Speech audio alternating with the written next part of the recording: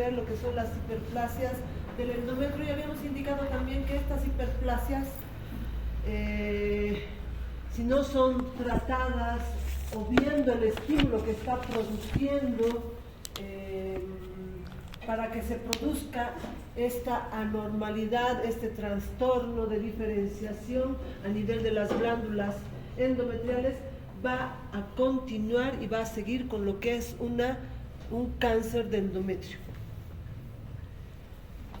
Y a diferencia con los países, o a diferencia de lo que es el cáncer de cuello uterino, esta es una neoplasia o es una patología que se va a presentar principalmente en países de desarrollo, que es la patología más común a diferencia del cáncer de cuello uterino, y seguido por el cáncer de ovario y en tercer lugar el cáncer de cuello uterino.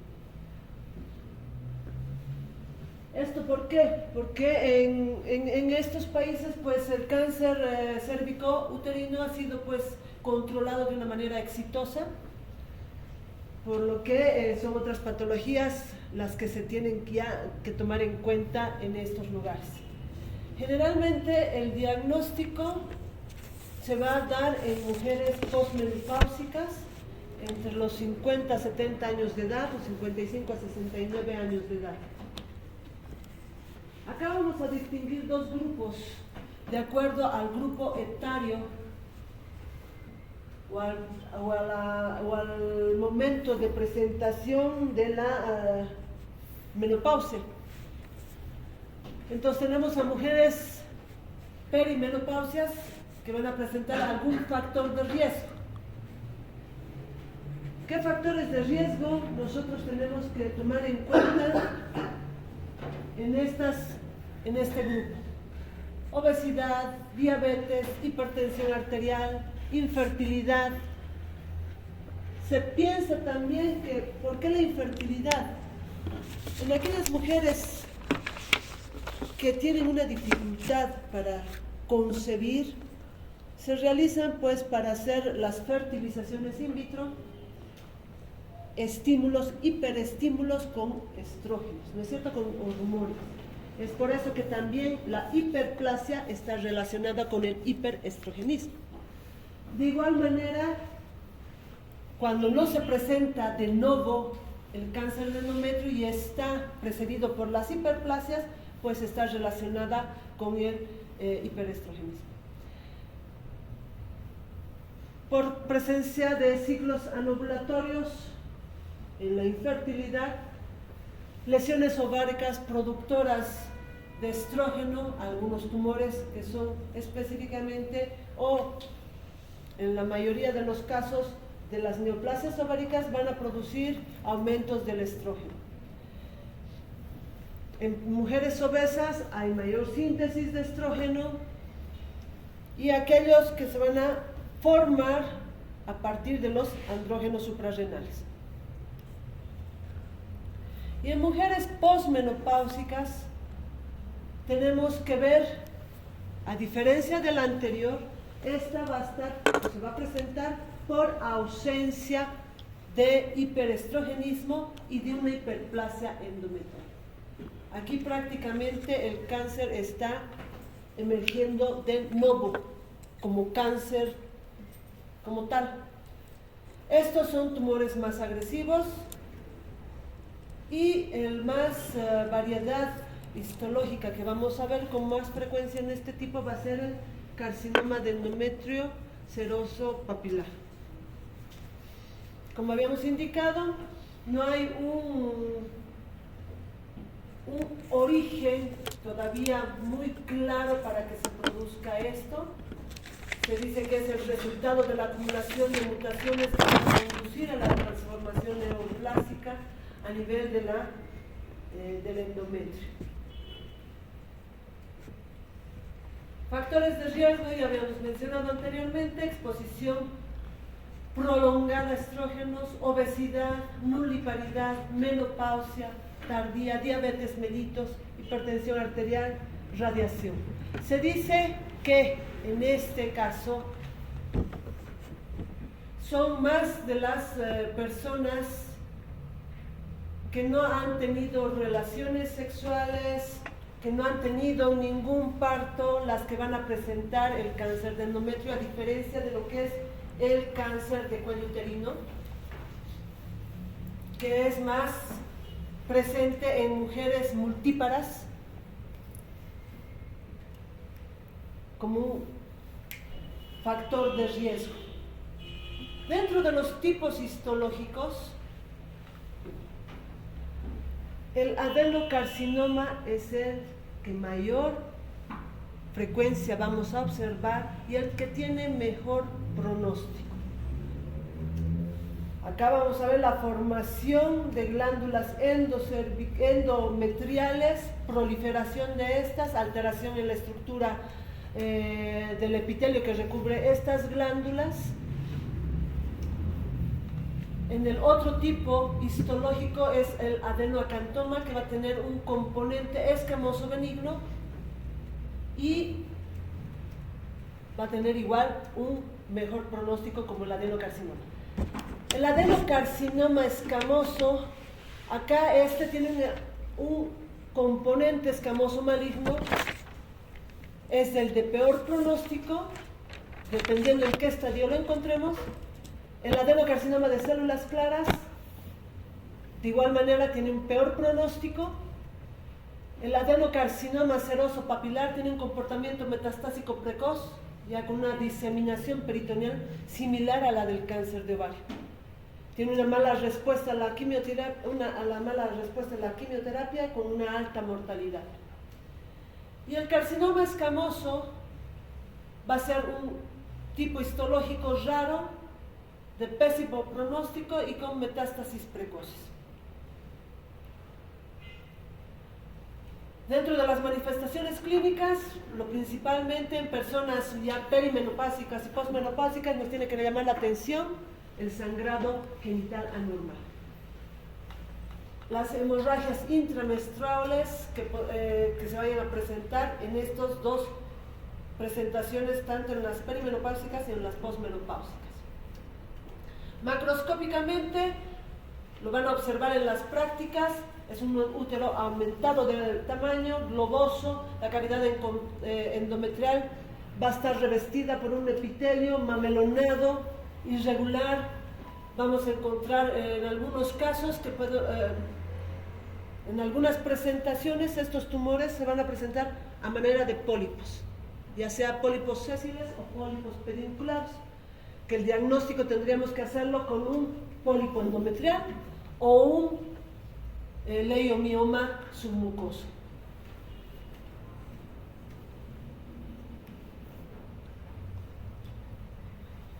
En la gradación del cáncer de endometrio lo vamos a gradificar o se va a presentar 3 grados de diferenciación. Los tumores mejores diferenciados son los que entran dentro del grado 1, tienen un patrón de crecimiento cribiforme e infiltrativo. Los moderadamente diferenciados son los del grado 2. Aquí las estructuras glandulares ya son reconocibles, mezclados con láminas sólidas de células neoplásicas. Y el pobremente diferenciado es el grado 3, donde vamos a presentar más del 50% áreas sólidas. ¿Qué quiere decir esto? No vamos a encontrar tanto la formación de glándulas, formaciones glandulares, y va a haber un mayor grado de atipia nuclear. Esta gradificación es importante ¿para qué?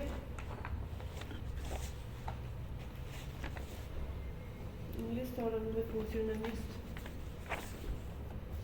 Para los estadios, la gradificación. Entonces tenemos 4 estadios. Y estos 4 estadios, pues engloba cada uno qué tipo de grado está presente. En el estadio 1 vamos a tener 3 subestadios. El 1A, que es un tumor netamente limitado al endometrio. El 1B, va a haber una invasión a la mitad interna del miometrio. El 1C va a haber una invasión de la mitad externa del miometrio. En el grado 2, en el 2A, va a haber ya un compromiso glandular del cérvix. En el grado 2B, un compromiso del estroma cervical. Y el 3A, va a haber una invasión de la serosa uterina, del perimetrio, y o de los anexos. Y acá ya podemos encontrar una citología peritoneal positiva. Al estadio en el grado 4 va a haber ya presencia de líquido en cavidad abdominal. Es por eso que a la punción de la cavidad abdominal y al observar al microscopio, pues vamos a encontrar células tumorales positivas. En el grado 3, en el grado 3A, ese es el grado 3A, en el grado 3B va a haber ya metástasis vaginales, en el 3C metástasis ya en ganglios pélvicos y paraórticos, y en el grado 4A va a haber una invasión tumoral de la vejiga y de la mucosa intestinal. Y en el 4B va a haber una metástasis a distancia, ya incluyendo lo que es un compromiso intraabdominal y a los ganglios inguinales.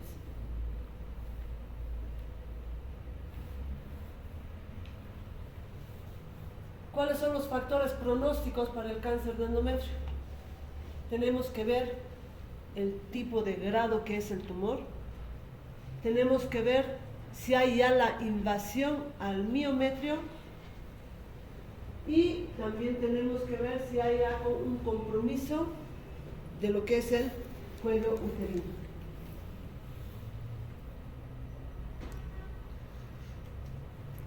La sobrevida a los 5 años,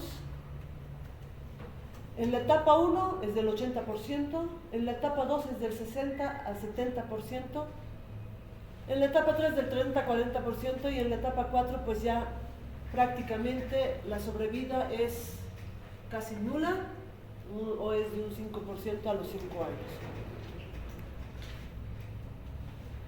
Entramos a ver lo que son las patologías. Hemos visto las principales acá, las que vamos a observar con mayor frecuencia en nuestro medio, lo que es patologías de endometrio. Vamos a entrar a ver lo que son las patologías del miometrio. Y acá una de las patologías que vamos a observar con mayor frecuencia, que no da tanta sintomatología, tal vez por sintomatología de dolores menstruales que acompañan en el ciclo menstrual, es la adenomiosis uterina. Y esta se la va a definir como la presencia de glándulas y estroma endometrial en el espesor del miometrio.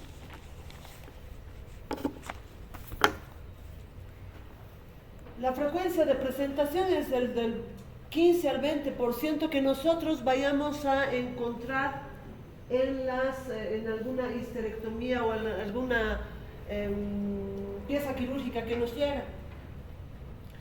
Estos van a coexistir con los leiomiomas en un 30 a 50% y va a producir un crecimiento difuso principalmente a nivel del miometrio. Esto está relacionado a veces con cicatrices de cesárea, instrumentaciones uterinas previas, otros traumatismos uterinos que puedan ocurrir durante el parto. Ahora, la presencia de glándulas y estroma endometrial fuera de la cavidad uterina se denomina endometriosis.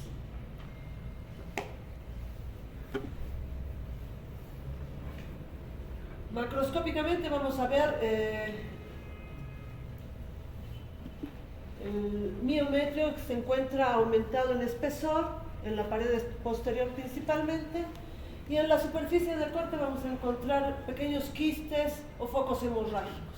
Y a la microscopía encontramos justamente glándulas y estroma endometrial, ya sea en cualquier de las fases del endometrio. Estos, de igual manera, si se presentan más en mujeres jóvenes, tienen y cursan lo mismo que en un ciclo menstrual. Al haber este tejido, va igual realmente sangrar a ese nivel.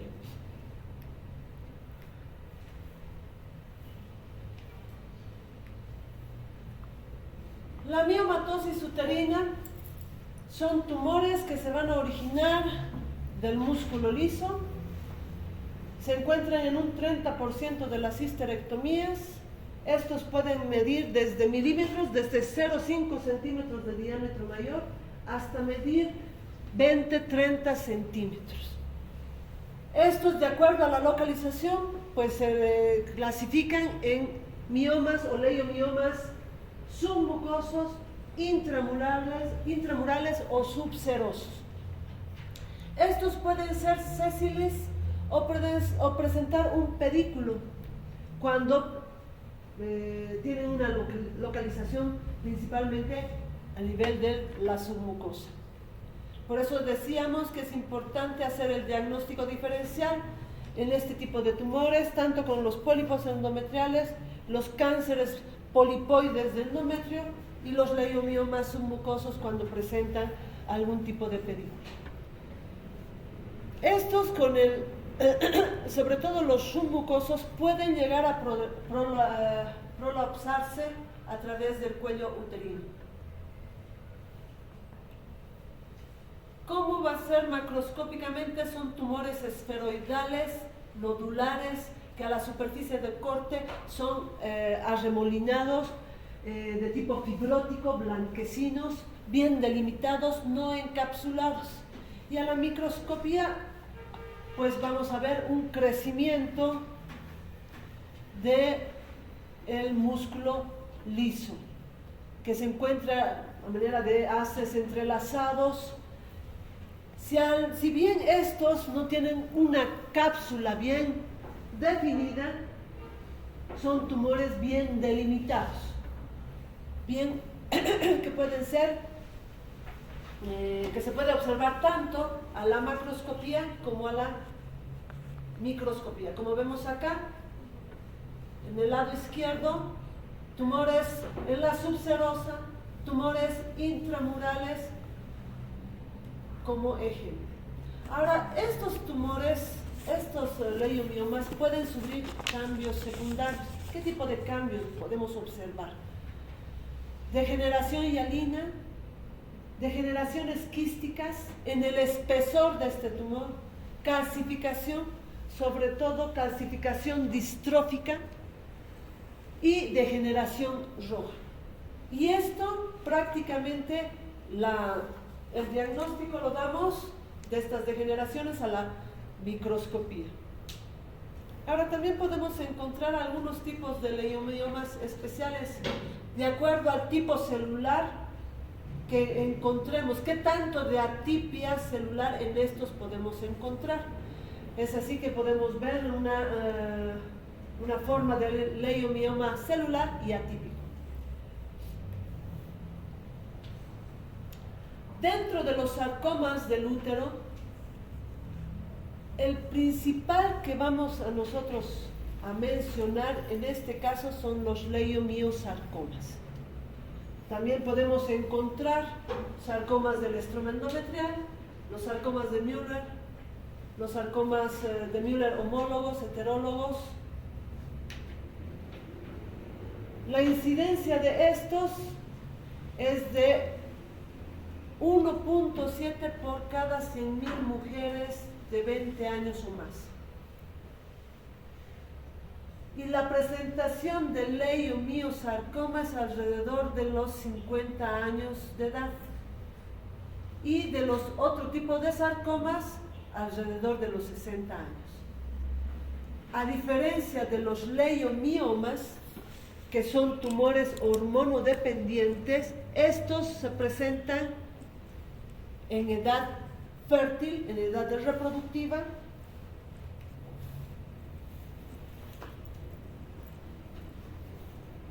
El leiomiosarcoma, la incidencia máxima es entre los 40 y 60 años de edad. El 50% van a dar metástasis a pulmón, esqueleto y cerebro, al hueso y cerebro. La sobrevida a los 5 años es igual al 40% que los tumores bien diferenciados que se presentan en el cuerpo uterino. La sobrevida es del 10% a los 5 años en los tumores anaplásicos y su frecuencia es en relación al leiomioma es de 1 a 800. Y aquí el diagnóstico netamente va a ser microscópico del leiomiosarcoma. Tenemos que observar prácticamente y valorar 3 cosas fundamentales: la tipia nuclear, el recuento mitótico y la celularidad. Tenemos que observar por lo menos o contar nosotros 10 mitosis a seco fuerte para decir que se trata de un leiomiosarcoma.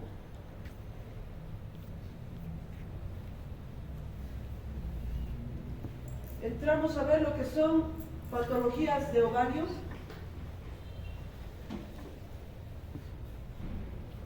Y acá, pues, en la patología tumoral de ovario, estos tienen una presentación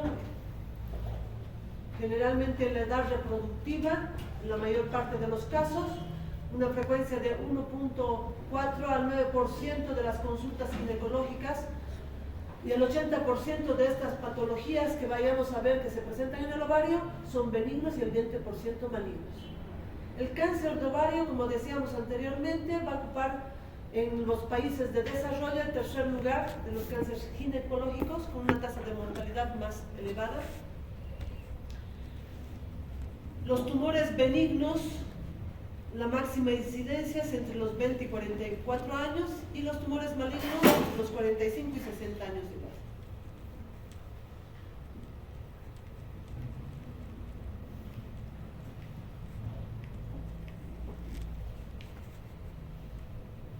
Dentro de la clasificación tenemos que decir aquellos tumores no neoplásicos, generalmente acá entran los quistes funcionales, y los tumores neoplásicos, aquellos que van a emerger de las células del epitelio o del estroma o de las células germinales.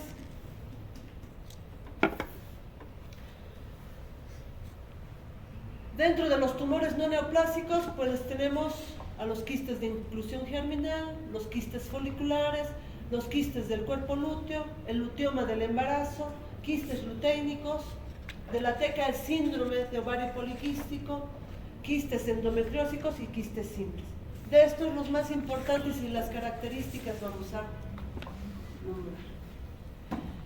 Dentro de los tumores ováricos primarios están aquellos tumores epiteliales de los cordones sexuales primitivos, de las células germinales, de los cordones sexuales y células germinales, y de aquellos tumores ováricos no específicos. Y los tumores ováricos secundarios, principalmente los que son por metástasis, el que tenemos como ejemplo de un carcinoma de estómago es el tumor de Krukenberg. Esto es de acuerdo a la clasificación de la Organización Mundial de la Salud. Los quistes de inclusión germinal son pequeñas formaciones quísticas múltiples que varían entre 1 a 2 milímetros de diámetro mayor, que se van a encontrar diseminadas en la superficie del ovario. Estos se van a originar en los islotes del epitelio superficial. El contenido a la apertura de estos quistes es un contenido líquido ceroso. El epitelio está revestido por un epitelio cúbico simple, similar al del ovario, el epitelio ciliado que se presenta en las trompas uterinas. Y esto es frecuente observar en la menopausia. Son asintomáticos, no funcionales y carecen de importancia, y generalmente son de hallazgo en la pieza quirúrgica. Los quistes foliculares se van a desarrollar por sobre todo la estimulación de la hipófisis sobre el ovario. Estos quistes foliculares pueden tener desde ser pequeños, 0,5 centímetros de diámetro mayor, hasta llegar a ocupar o tener un tamaño de 10 centímetros. El contenido de igual de estos es un contenido líquido ceroso, su superficie interna es lisa, con una pared delgada, constituida principalmente por la granulosa y teca interna. Estos pueden presentarse en una fase preovulatoria por estímulo estrogénico, en una fase postovulatoria por estímulo de la progesterona y del andrógenos, y en una fase atrésica principalmente producida por andrógenos. Los quistes del cuerpo lúteo, estos se van a producir por una hemorragia excesiva durante la ruptura folicular en la ovulación, por una sobreproducción de la hormona luteinizante. Acá el cuerpo lúteo se hace quístico, o se denomina también quiste lúteo, quiste del cuerpo lúteo. Este generalmente es unilateral. La característica principal que vamos a encontrar en su pared va a ser de color amarillento, festoneada principalmente por células, formada por células luteínicas de la granulosa, y puede haber un contenido hemorrágico.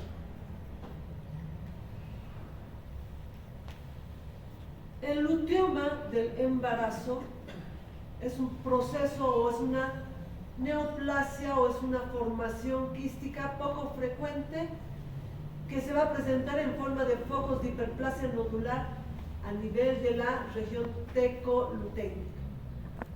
Acá va a haber una excesiva estimulación gonadotrófica. Macroscópicamente son nódulos de 3 a 4 centímetros sólidos que pueden ser únicos o múltiples en uno o ambos ovarios, y va a presentar una coloración intensa macroscópicamente. Y histológicamente van a estar formadas por células tecoluteicas. En el síndrome del ovario poliquístico, este generalmente es bilateral. Va a haber aumento de volumen de ambos ovarios. Está relacionada netamente por una alteración endocrinológica compleja que va a dar lugar a una anovulación crónica. Acá la cápsula albuginia es gruesa, fibrosa, y vamos a encontrar en esta patología múltiples folículos dilatados con luteinización de la teca interna y a veces del estroma. En el síndrome de Stein-Leventhal pues vamos a encontrar amenorrea, obesidad, hirsutismo y síndrome de ovario poliquístico, que va a dar a la formación o la predisposición a que se presente este síndrome. Acá va a haber un aumento del factor liberador de la hormona luteinizante por el hipotálamo. Va a haber un aumento de esta hormona que va a producir la luteinización de todos los folículos, con la consiguiente formación o presentación de síntomas ováricos y principalmente va a haber una conversión periférica del estroma con el aumento de la hormona luteinizante. Macroscópicamente vemos acá un ovario pues con formaciones quísticas en toda la superficie ovárica.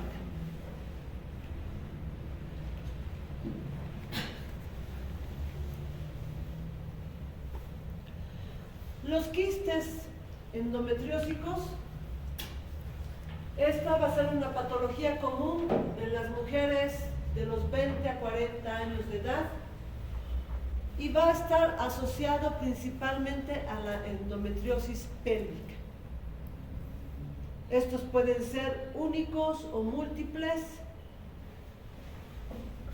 Y la característica, como encontramos tejido, glándulas y estenoma endometrial, está en relación con los ciclos menstruales y van a presentar sangrados a este nivel. Son quistes hemorrágicos que al corte, pues es esa hemorragia achocolatada que nosotros vamos a observar. Y a la histología nosotros tenemos que ver si se trata justamente de un quiste endometriósico o si se trata de un quiste hemorrágico de ovario. Y estos generalmente no tienen ningún efecto o ninguna relación endócrina. Los quistes simples. Estos quistes van a ser derivados del epitelio superficial del ovario, son tapizados por el epitelio cuboideo o por células cilíndricas de tipo tubárico, son pequeños, menos de 1 centímetro de diámetro mayor, y de ellos van a derivar los tumores epiteliales del ovario. Entramos a ver ya la patología o las neoplasias de ovario, que representa el 6% de los tumores del cáncer de la mujer. No se descubren fácilmente a una edad temprana. El 80% son benignos, los que se van a presentar principalmente entre los grupos etarios de los 20 a los 45 años de edad. Y los malignos generalmente los observamos por encima de este grupo etario. Los factores de riesgo pues son la nuliparidad, antecedentes familiares, disgenesia gonadal y la presencia sobre todo de los genes del BRCA1 y BRCA2. Acá pues vamos a clasificarlos de acuerdo al sitio de presentación de los tumores. Aquellos que derivan del epitelio de la superficie estromal, pues vamos a ver los cistadenomas serosos, los cistadenomas mucinosos, los tumores endometrioides de células claras y los de tumores de células de transición. Aquellos que derivan de las células germinales, están los teratomas maduros e inmaduros, los dirgerminomas, los tumores del saco vitelino, los tumores mixtos de las células germinales, aquellos que derivan de los cordones sexuales y del estroma, están los tumores de la granulosa, los tumores, los fibromas, los tecomas o tecofibromas, los tumores de las células de Sertoli del estroma y de los cordones sexuales. Y aquellos, como habíamos indicado ya, los que son y se presentan como tumores ya metastásicos de alguna neoplasia primaria, principalmente a nivel del estómago, los tumores de Krukenberg o el tumor de Krukenberg. Los cistadenomas serosos son tumores,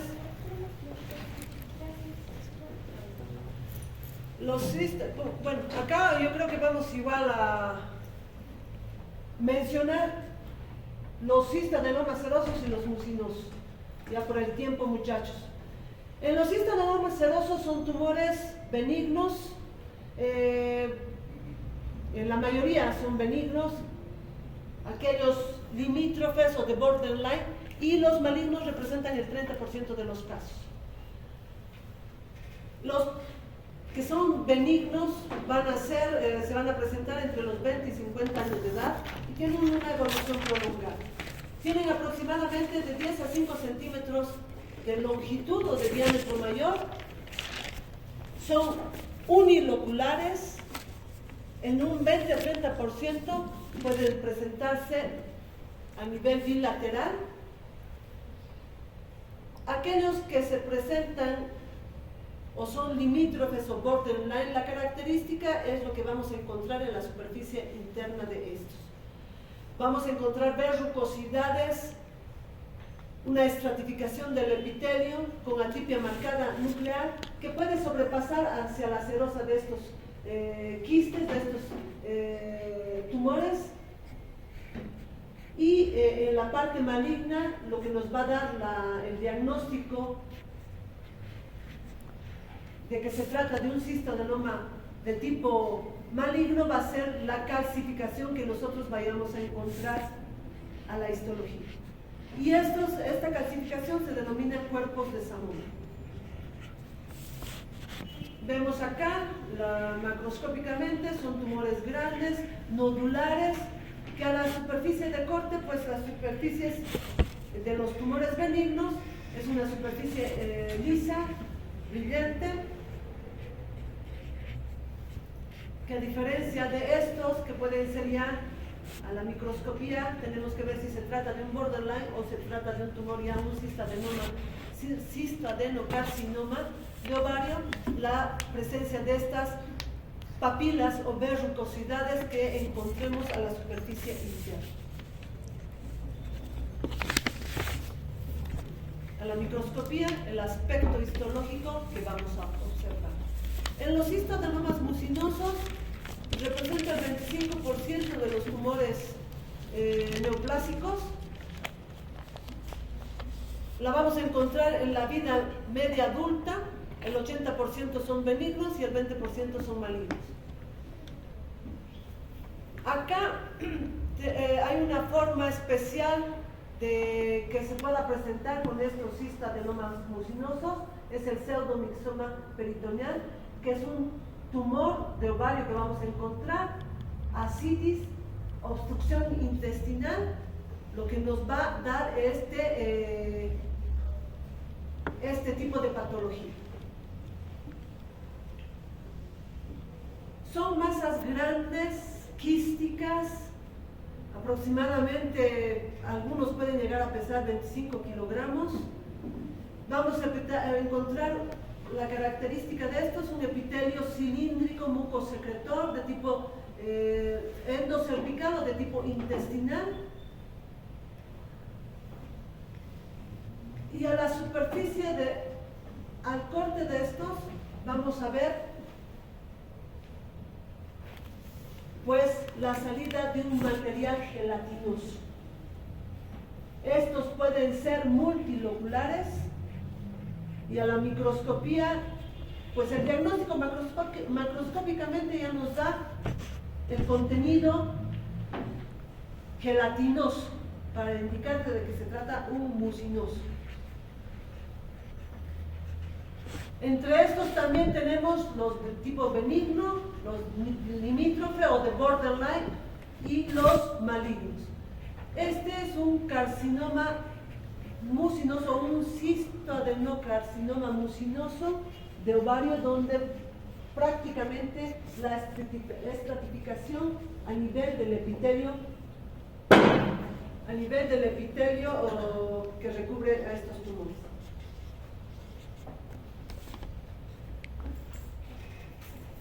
Muchachos, acá vamos a